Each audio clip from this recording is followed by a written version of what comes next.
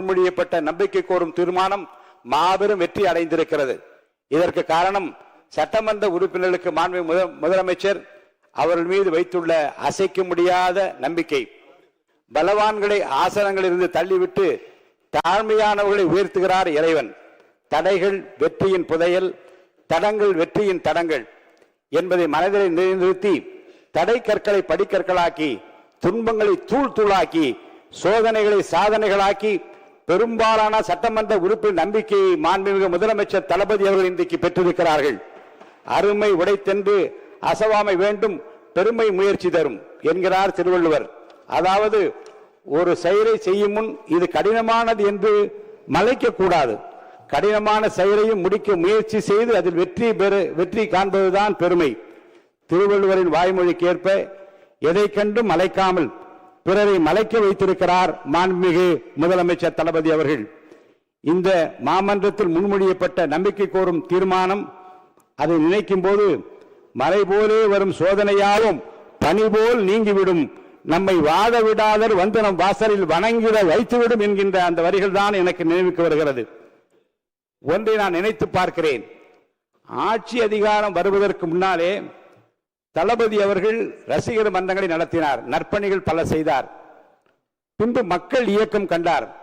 தன்னுடைய ரசிகர் மன்றம் மூலமாக காலை உணவளித்தார், ரொட்டியும் பாலும் கொடுத்தார், ஏழைகளுக்கு உதவினார், ஏழைகளின் கண்ணீரை துடித்தார், படிப்பதற்கு உதவினார்.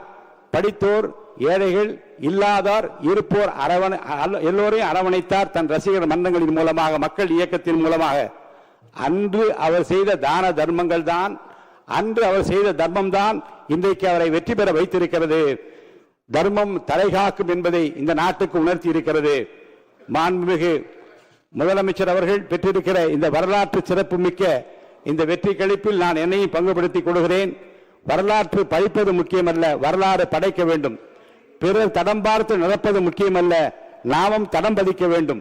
பிறர் உயரத்தை அண்ணாந்து பார்த்து ஆச்சரியப்படுவது முக்கியமல்ல, நமது உயரத்தை பிறர் பார்க்கும்படி வாழ வேண்டும்.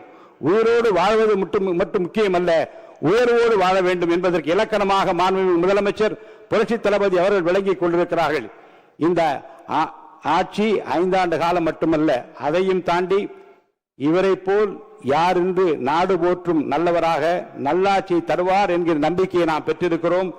தொடர்ந்து அவருடைய ஆளுமை, அவருடைய திறமை இந்த தமிழ்நாட்டு மக்களுக்கு பயன்பட வேண்டும். இந்த நல்ல தருணத்தில் அவருக்கு என்னுடைய வாழ்த்துக்களை தெரிவித்து அனைவருக்கும் நன்றியை தெரிவித்து முடித்துக் கொள்கிறேன்.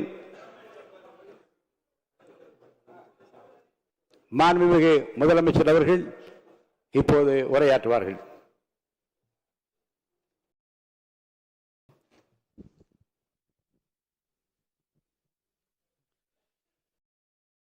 மாண்புமிகு பேரவைத் தலைவர் அவர்களே, முதலில் நம்பிக்கை தீர்மானத்தில் மக்களுக்கான இந்த ஆட்சியை, மனசாட்சி உள்ள மக்களாட்சியை ஆதரித்து வெற்றி பெற செய்த மாண்புமிகு உறுப்பினர்கள் அனைவருக்கும் நெஞ்சார்ந்த நன்றியை நமது அரசின் சார்பாக தெரிவித்துக் கொள்கிறேன். நடைபெற்று முடிந்த சட்டமன்ற தேர்தலில் எந்த அணியும் இல்லாமல் தனி அணியாக, தனி சிறப்புமிக்க அணியாக, மக்கள் அணியாக, மக்களை விரும்பும் அணியாக, மக்கள் விரும்பும் அணியாக களம் காண்டோம். 1967 and 1977 தேர்தல்கள் வாயிலாக அமைந்த சாமானியர்களின் அரசை போலவே 2026 சட்டமன்ற தேர்தல் வாயிலாக தமிழக வெற்றிக் கழகமும் சாமானியர்களின் அரசையே அமைக்கும் என்று மக்களிடம் தீர்மானமாக கூறினோம். மக்களும் நம் மீது நம்பிக்கை வைத்து தீர்மானமாக வாக்களித்தனர். வாகை சூடும் அந்த வரலாறு திரும்பியது. விசில் அலை வெற்றி அலையாக மாறியது.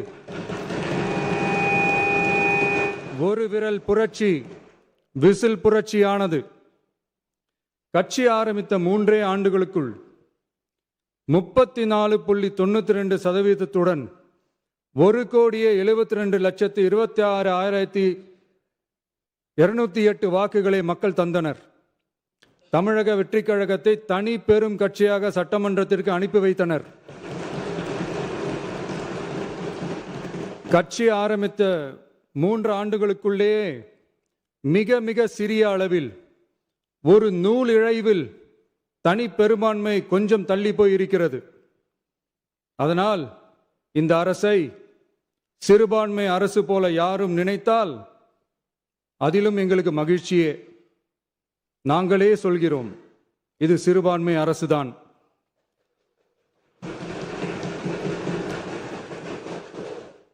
சிறுபான்மை மக்களுக்கான பாதுகாப்பை உண்மையாக நிலைநாட்டும் அரசுதான். அது மட்டுமல்ல, பெண்கள், குழந்தைகள், முதியோர்கள், இளைஞர்கள், அரசு ஊழியர்கள், ஆசிரியர்கள் மற்றும் உழைக்கும் வர்க்கத்தினர் என அனைத்து மக்களுக்குமாக அமைந்த அரசுதான் இந்த அரசு. அந்த நம்பிக்கை அனைவருக்கும் ஏற்பட்டதால் தான் இந்த நம்பிக்கை தீர்மானத்தில் அது நிரூபிக்கப்பட்டிருக்கிறது. இந்த நேரத்தில் இந்த மாமன்றத்தில் நமது அரசு சார்பாக சில உத்தரவாதங்களை நான் தர வேண்டும் என்று விரும்புகிறேன். தமிழக வெற்றிக் கழகத்தின் கொள்கை தலைவர்களான தந்தை பெரியார், பெருந்தலைவர் காமராஜர், அண்ணல் அம்பேத்கர், வீரமங்க வேலு நாச்சியார், மக்கள் சேவகர் அஞ்சலை அம்மாள் ஆகியோரின் வழிகாட்டுதலுடன் இந்த மக்கள் அரசு மனசாட்சி உள்ள மக்களாட்சியை தரும் என்று உறுதியளிக்கிறேன். சமூக நீதி, சமநீதி, சம வாய்ப்புடன், உண்மையான உறுதியான ஜனநாயகத்துடன், மதச்சார்பற்ற சமூக நீதி கொள்கைகளுடன் இந்த அரசு நடக்கும். அதில் சிறிதும் மாற்றமில்லை. நம்முடைய இந்த ஆழமான நம்பிக்கையை மனதார நம்பி வாக்களித்த அனைத்து இயக்கங்களின் தலைவர்களுக்கும், அந்த இயக்கங்களை சேர்ந்த மாண்புமிகு உறுப்பினர்களுக்கும் மீண்டும் நன்றியை தெரிவித்துக் கொள்கிறேன்.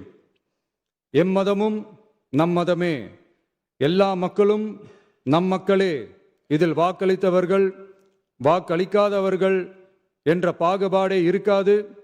இது எல்லோருக்குமான அரசு, இது சாமானியர்களுக்கான அரசு, இது சாதி மத எல்லைகளை கடந்த அரசு, இது பாகுபாடு காட்டாத அரசு, இது பண்பாடு காக்கும் அரசு, இது பண்பட்ட அரசு, அரசியல் காரணங்களுக்காக யாரையும் எதற்காகவும் புண்படுத்தாத அரசு. இதையெல்லாம் போக போக புரிந்து கொள்வார்கள். எனவே துள்ளி எழுந்து பதில் சொல்வதை விட எதிலும் துணிச்சலுடன் செயலாற்றி வெற்றி பெறும் அரசு இது. பதவிக்காக, அதிகாரத்துக்காக அமைந்த அரசு அல்ல. நம்பிய மக்களுக்கு நன்றி கடன் செலுத்துவதற்காக அமைந்த அரசு. அதிகாரம் காட்டி மிரட்டும் அரசு அல்ல, அனைவரையும் அரவணைக்கும் அரசு. எவர் மீதும் வெறுப்பு காட்டும் அரசு அல்ல, எல்லோரையும் விரும்பும் அரசு.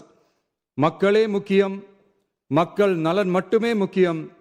அதுவே எங்கள் ஒரே நிலைப்பாடு. எனவே மனசாட்சி உள்ள மக்களாட்சிக்கு ஆதரவளித்த அனைவருக்கும் மீண்டும் என்னுடைய நன்றியை தெரிவித்துக் கொள்கிறேன்.